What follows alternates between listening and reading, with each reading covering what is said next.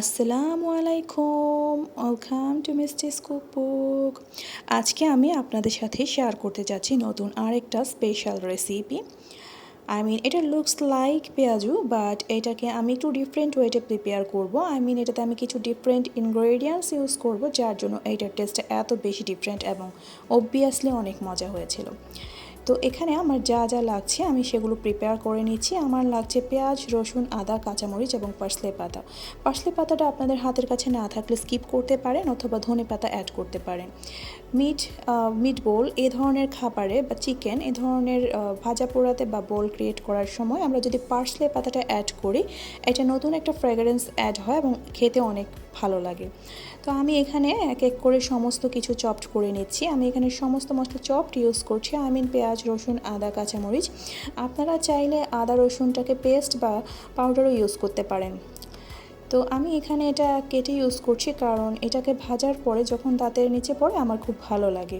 আমি পেস্টটাও ইউজ করি এবং পাউডারটাও ইউজ করি, তবে সামটাইমস এভাবেও ট্রাই করি। তো এই তো এক এক করে আমার কাটা হয়ে গেল পেঁয়াজ, রসুন আর আদা। এখন আমি কেটে নিচ্ছি মরিচগুলো। দেন আমি সমস্ত কিছু একসাথে অ্যাড করে নেব।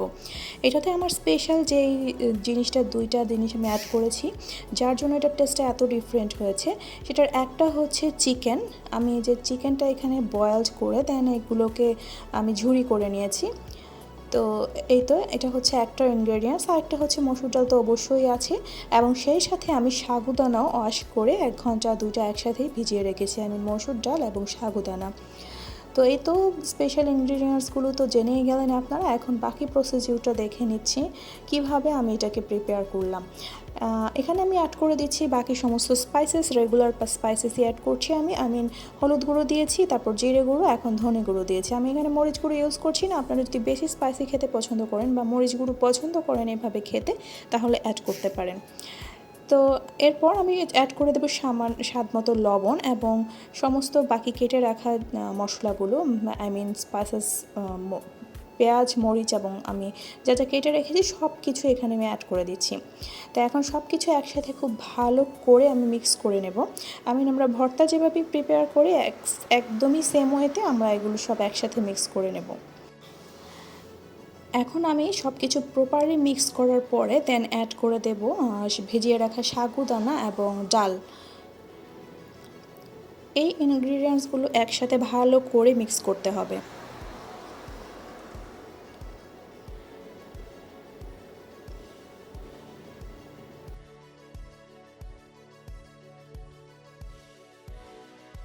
আমি এখানে সাগুদানা এবং ডাল দুইটাকে গ্রাইন্ড করে বা বেটে ইউজ করছি না, একদম আস্তটাই ইউজ করছি।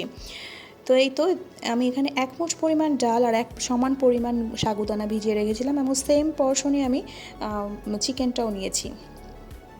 তো সব কিছু একসাথে ভালো করে মিক্স করে নেব, এবং যদি আমি দেখি যে কনসিস্টেন্সিটা প্রপার আসছে না, তাহলে সে পর্যায়ে এখানে ময়দা, আটা বা চালের গুঁড়া করতে পারেন, আর হাতের কাছে যেটা অ্যাভেলেবেল থাকবে। আমি এখানে ময়দাটা ইউজ করেছি। তো এই তো সব কিছু একসাথে ভালো করে মিক্স করে নেওয়ার পরে আমি এখানে চলে যাব ফ্রাই করতে।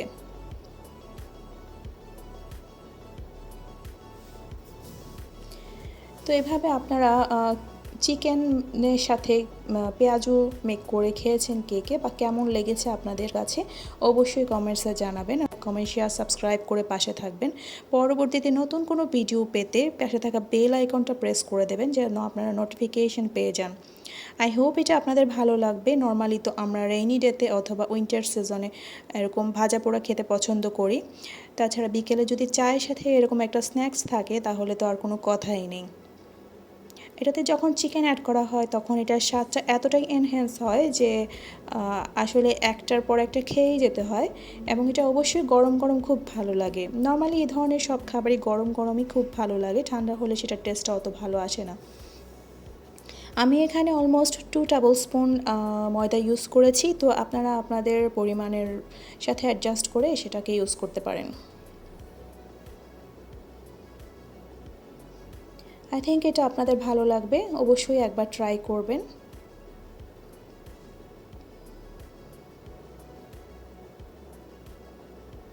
আমার অলমোস্ট সব কিছু মিক্স করা হয়ে গেছে। এখন আমি চলে যাব চুলাতে, প্যানে তেল দিয়ে দেন এগুলোকে আমি ভাজবো। তো দেখতেই পাচ্ছেন আমি কিভাবে মেখে নিচ্ছি, সবগুলোকে খুব ভালো করে আমি মিক্স করে মেখে নিচ্ছি, যেহেতু এগুলো আমি আস্ত ইউজ করেছি এবং কনসিস্টেন্সিটাকে প্রপারলি আমি আনার জন্য এটাকে অনেকটা সময় মেখে নিলাম। এই পর্যায়ে দেখতে পাচ্ছেন কীরকম এটা স্ট্রাকচার এসছে। চলে আসলাম চুলায়, এখন আমি দিয়ে দিচ্ছি পরিমাণ মতো তেল, দেন আমি এগুলোকে ফ্রাই করে নেব। আপনারা চাইলে যে কোনো শেপে এগুলোকে ফ্রাই করতে পারেন, তো আমি আর অন্য কোনো শেপ দিচ্ছি না, আমি পেঁয়াজুর মতো করেই দিয়ে ফ্রাই করে নিচ্ছি। তো আমি লো টু মিডিয়াম হিটে রেখেছি এ পর্যায়ে চুলাটাকে, এবং পুরো প্রসেসটাই আমি একই টেম্পারেচার মেনটেন করে এটাকে ভাজবো। কারণ যদি আমি এটাকে হাই হিটে করতে যাই, আমরা সবাই জানি যে পেঁয়াজুটা উপরে স্ট্রাকচারটা পুড়ে যায়, কিন্তু ভেতরটা খেতে একদমই ভালো লাগে না।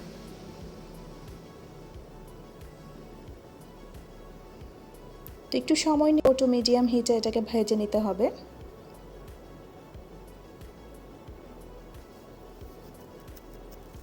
আমি এখানে সবগুলো এখন ভাজবো না, যেহেতু এটা গরম গরম খেতে ভালো লাগে, তো আমি এখানে শুধু এখন আপনাদেরকে দেখানোর জন্য কিছু পরিমাণ ভেজে নিচ্ছি, আর বাকিগুলো আমি পরে যখন খাওয়া হবে সেই মুহূর্তে ভেজে নেব। তো আমি এক ব্যাচ ভেজে নিয়েছি, এখন আমি আবারও আরেক ব্যাচ দিয়েছি। তো সেম ওয়েতে আমি এগুলোকে ভেজে নেব। ভিডিওটি ভালো লাগলে অবশ্যই লাইক, কমেন্ট, শেয়ার, সাবস্ক্রাইব করে পাশে থাকবেন। পরবর্তীতে নতুন নতুন ভিডিও পেতে পাশে থাকা বেল আইকনটা প্রেস করে দেবেন। আর অবশ্যই কমেন্টসে জানাবেন আপনারা এভাবে চিকেন দিয়ে আগে কখনো পেঁয়াজু ট্রাই করেছেন কিনা, বা সেটার টেস্ট আপনাদের কাছে কেমন লেগেছিল, অথবা আমার এই মেকিংটা বা প্রসেসটা আপনাদের কেমন লেগেছে।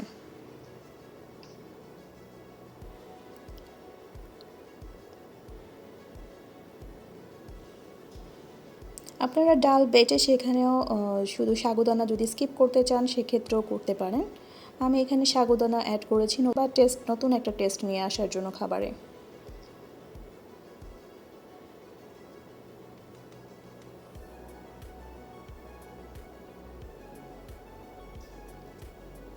আমি উল্টে পাল্টে লো টু মিডিয়াম হিটে এগুলোকে সময় নিয়ে ভেজে নিচ্ছি।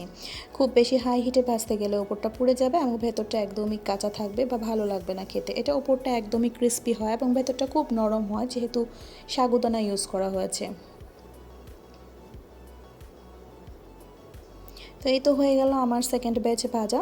তো আমি সবগুলোকে এখন তুলে নিচ্ছি, দেন আমি সার্ভ করে দেব।